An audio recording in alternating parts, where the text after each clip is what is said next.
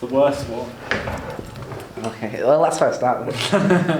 So, what's your name and how do you describe yourself? My name's Jordan and I am an artist. An artist, fantastic. So, like, what is it that makes you an artist? As opposed to anything else. Yeah. I think what makes me an artist as opposed to anything else is that I like just making stuff, and I don't like feeling, it sounds really wanky, but I don't like feeling constraints in what I can make, and those constraints are only ever going to be like on myself, but just like in the terminology that I use to like describe myself or think about myself. Yeah, I say artist because it's not, I'm not kind of limited to making one sort of thing. And how do you find those constraints like manifest for you?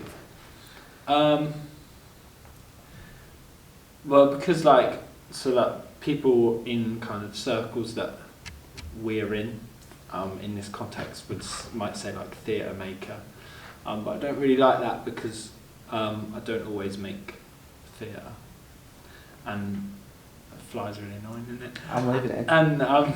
And yeah, if to describe myself as a theatre maker, I feel like would be doing a disservice to like the other things that I'm interested in.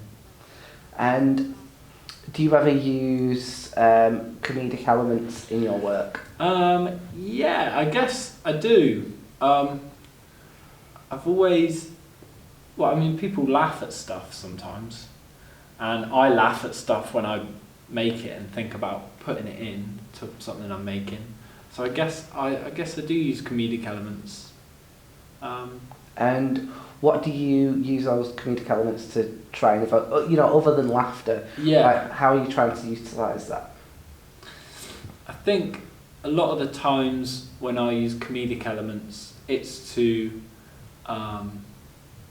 so a lot of the time it's to make myself as a performer or as the maker of the thing, kind of to make myself on a bit of a lower rung than to what I normally would be. Because if I put something funny in, then it makes me less on a sort of pedestal than I was before, I think. So do you think that comic elements can help create almost a relatability to your Yeah, piece? for sure. I think they can bring you closer together, especially with like the stuff like in my performance stuff. I talk about politics quite a bit, and so the kind of comedic elements can make a bridge from something that might be kind of quite inaccessible when you're talking about complicated or important or scary political stuff. If you have a kind of comic element to it, that's another way to sort of get across the chasm. So would you consider your work that you do to be primarily comedic or not primarily comedic? I wouldn't say it was primarily comedic. And what makes you make that decision for your work to be more serious rather than of a comedic tone?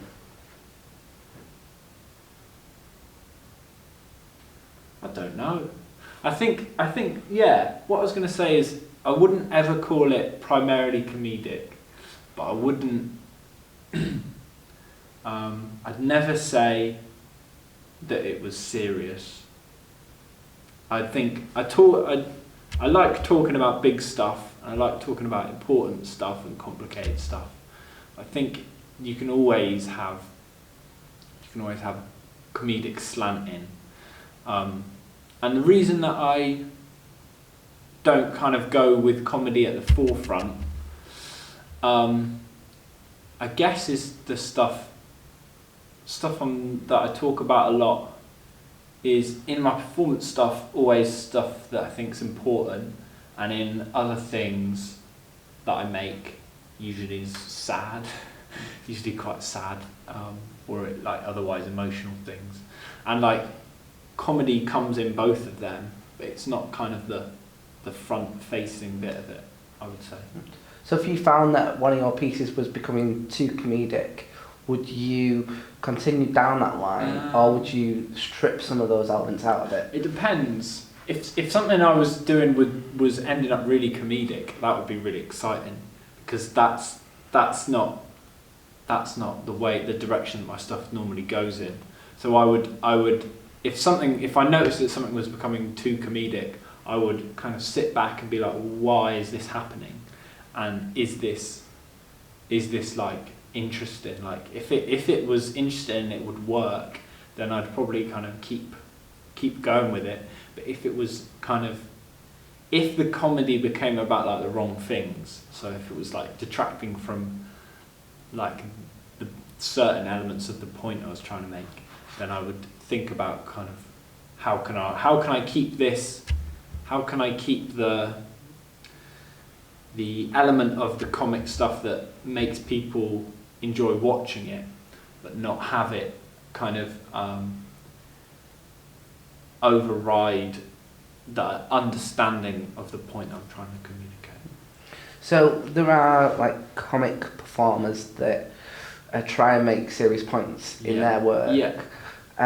So do you think that the comedy helps to accentuate points that, say, people like Mark Steele and Stuart Lee are making, or would you say that they'd perhaps have more success if they actually focus more on the points that they were trying to make rather than the comedic aspects? I think with kind of with performance that's like comic at the forefront, like he would call comic performance, I think it's always got to be funny, because if it's not, then it's not a comic performance. So I think with stuff like that, the laughter and the comedy in that communicates understanding on another level than just kind of communicating like a serious point or a serious politics. So I would never say to like a comedy performer to be more serious about what they were talking about, because that's the form that they're using to communicate it.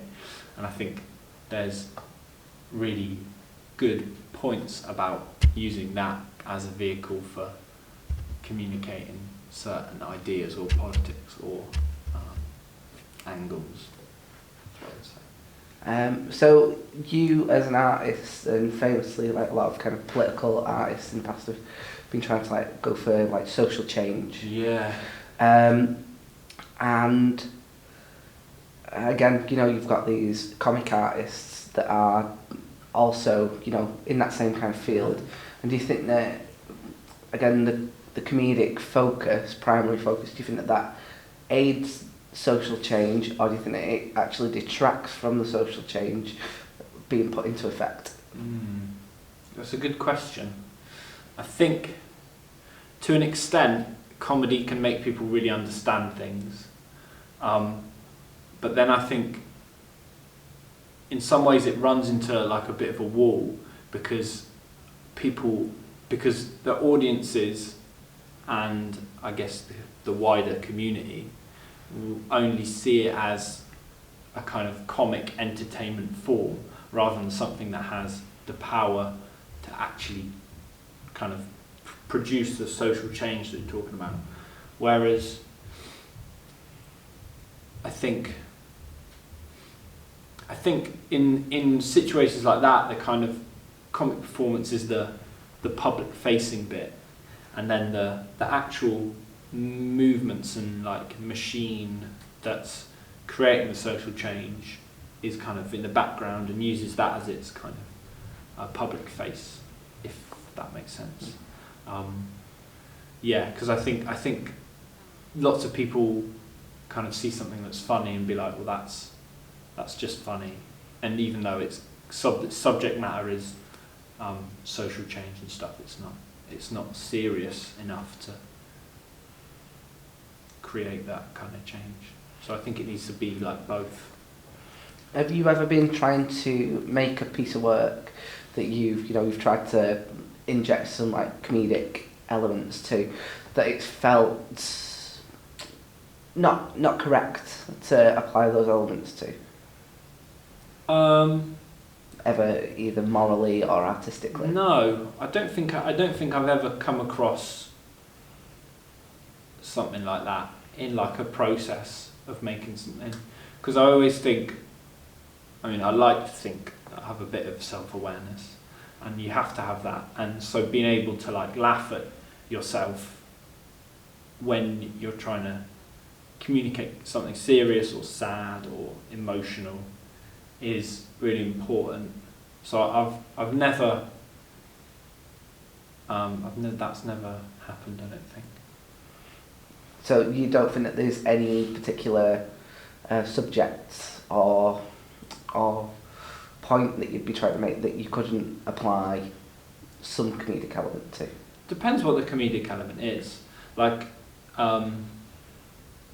you can talk about really, like, even really dark or like really important things in comedic ways, as long as the overall kind of idea is never like taken away from by the comedy. There's ways that you can talk about something in a comedic way that doesn't mean you're laughing at it, or like making the thing, removing any of the importance from the idea or the thing. That's a situation where I'd be like, well, the comedy here is not coming from the right place. It's, yeah. And where do you think that maybe the wrong place could be? I think it depends on what it is. But anything that I guess anything that makes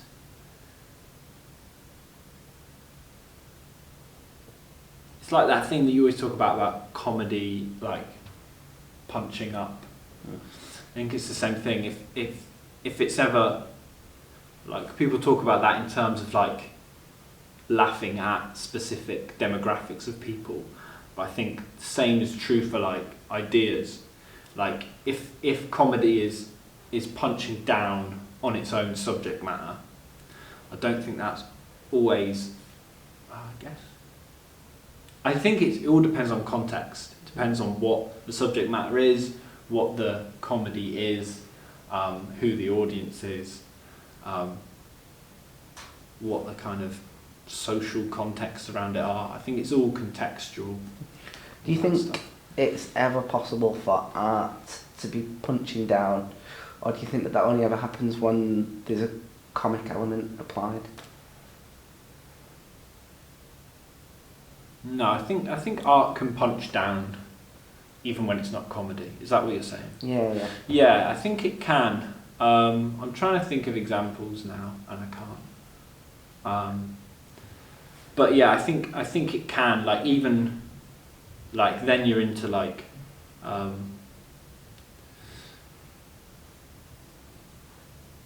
stuff that kind of demonizes certain marginalized people. It doesn't have to be funny, or it doesn't have to be inviting laughter to produce that. It can be like inviting its audience to like hate those people or dislike those people or think that those people are stupid or wrong or after them. It doesn't always have to be trying to make their audience laugh at these people or think these people are funny. Okay, this will probably be my final question. Cool. So, if art can punch down, and if art is punching down,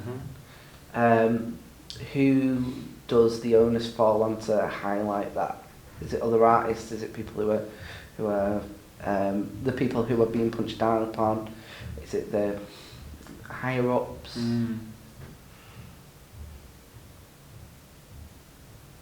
I guess so. So the people that are being punched, they might not have the kind of autonomy or the power or the ability, especially if they're being punched down on, to call that out in a meaningful way. And I guess the higher up people, there's going to be a reason that they're dictating that punching down is happening, so they're not going to want to call that out really. So I guess it's up to the kind of peer group of the makers who are making the stuff that's punching down to take a bit of collective responsibility for what the sort of art and work that happens in their field does. I think all artists have a kind of certain amount of responsibility for their audience and for the wider context, and I think that varies based on the form and what audiences go and see it and what their stuff's about. But I think so in a situation like that, I think it's the kind of collective peer group that are responsible for calling out behaviour that isn't acceptable, I'd say. Fantastic. Cheers for that, mate. Cheers.